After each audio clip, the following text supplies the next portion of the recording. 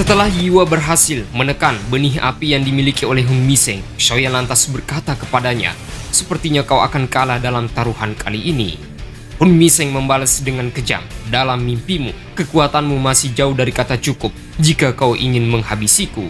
Mendengarkan kalimat yang tidak berguna itu, Shoyan tersenyum dingin sembari menggerakkan 10 kepingan bunga teratai api yang membentang tepat di mana ketika Hun Miseng merasakan hawa panas dari arah belakang tubuhnya. Dia menoleh dengan rasa takut keterkejutan terlintas di wajahnya sembari mengucapkan, "Sama kenang."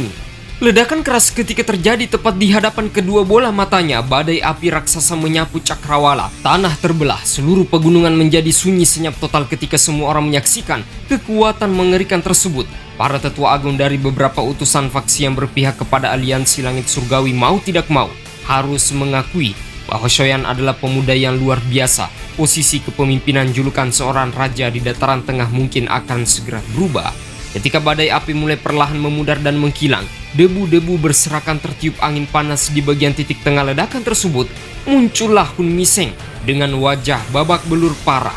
Auranya sudah sangat lemah bahkan hampir tidak bisa dideteksi.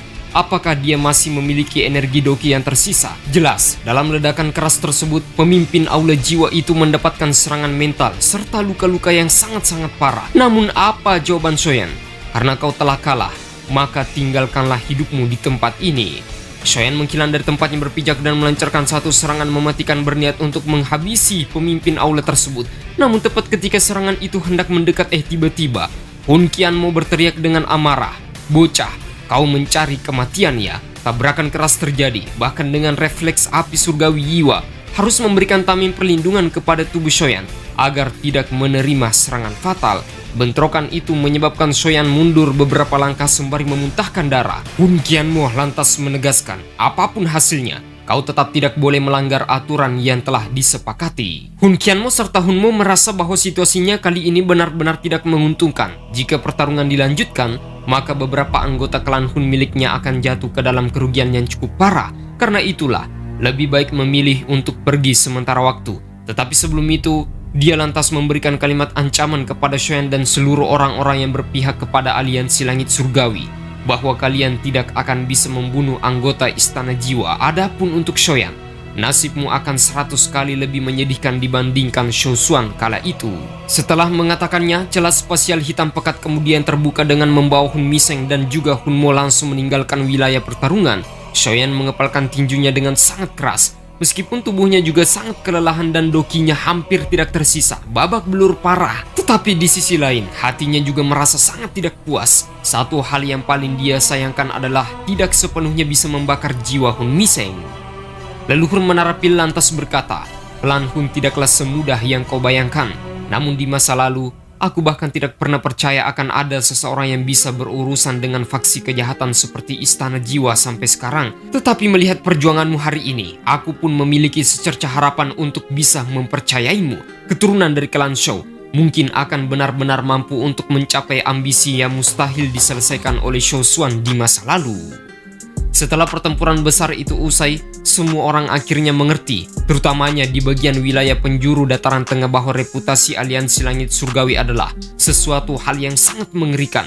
Sebab itulah reputasi orang-orang yang bergabung di dalamnya sangat dipandang terhormat oleh beberapa faksi lain.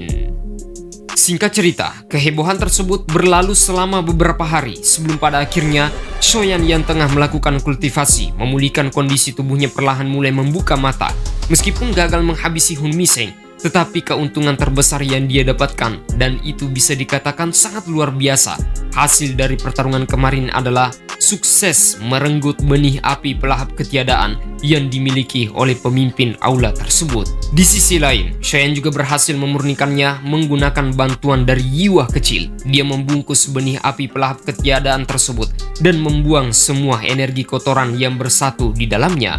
Shoyan lantas berkata, "Ini adalah sebuah hal yang tidak disengaja, tidak disangka. Aku bisa mendapatkan hasil yang sangat bagus seperti ini." Bersamaan dengan hal itu, Yalo tiba-tiba datang untuk menghampirinya. Shoyan buru-buru menangkupkan kedua tangan sembari bertanya, "Guru, apakah ada masalah di dalam aliansi? Dan apakah ada pergerakan baru dari Istana Jiwa?" Yalo menjawab, "Semuanya baik-baik saja. Adapun Aula Jiwa serta beberapa cabangnya telah kami temukan. namun mereka malah berpindah dan terus bergeser tempat berdasarkan informasi yang kami terima baru-baru ini. Mungkin mereka sudah sangat ketakutan kita akan menyerang lagi dan menghancurkan aula cabangnya. Shoyan bertanya dengan heran. Bergeser? Ini adalah sebuah tindakan yang tidak pernah dilakukan oleh mereka, mengingat karakternya yang selalu menyombongkan kekuatan. Karena itulah apa yang dikatakan oleh gurunya sangatlah membingungkan dan ada sebuah hal yang janggal. Yalo kembali berkata, apakah kau merasa ada yang salah? Namun, entah kenapa aku pun juga sangat yakin Istana Jiwa sepertinya sedang merencanakan sesuatu. Jika tidak, mereka tidak akan mengumpulkan jiwa kematian selama bertahun-tahun. Meskipun aku tidak tahu apa yang ingin mereka lakukan, tetapi pekerjaan itu masih terus berlangsung sampai sekarang. Kita harus mencegah mereka untuk menyelesaikan rencana tersebut. Aku akan mengirimkan beberapa mata-mata untuk menyelidiki masalah ini secara khusus. Dan mudah-mudahan kami bisa memperoleh beberapa informasi ke depannya. Shoyan membenarkan dan dia merasa bahwa Rana Bintang 5 Doseng tampaknya masih jauh dari kata cukup untuk menjatuhkan mereka. Di sisi lain, dia juga harus segera menemukan esensi asli dari api surgawi pelahap ketiadaan, sekaligus mencari api surgawi peringkat pertama. Tepat ketika memikirkan itu, Shoyan kemudian mengeluarkan batu Gyoku no Toshi di tangannya dan selalu ketika melihat batu permata merah tersebut, dia akan teringat dengan kondisi ayahnya.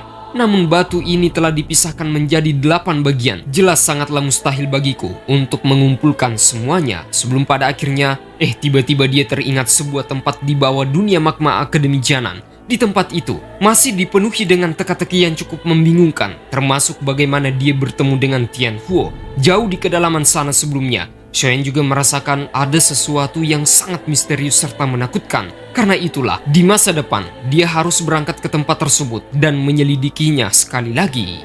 Yalo membenarkan sembari mengeluarkan sebuah gulungan surat kepada Shoyan. Di dalamnya berisi sebuah pesan dari suku Piton 9 Tanah. Pemimpin mereka, Top Global Yoming, memberikan sebuah pesan tersirat kepada Shoyan terkait penyerangan anggota suku Phoenix kuno ke dasar Danau Kuning musim semi tenang. Dan hal itu berdampak buruk bagi pelatihan kultivasi Ratu Medusa.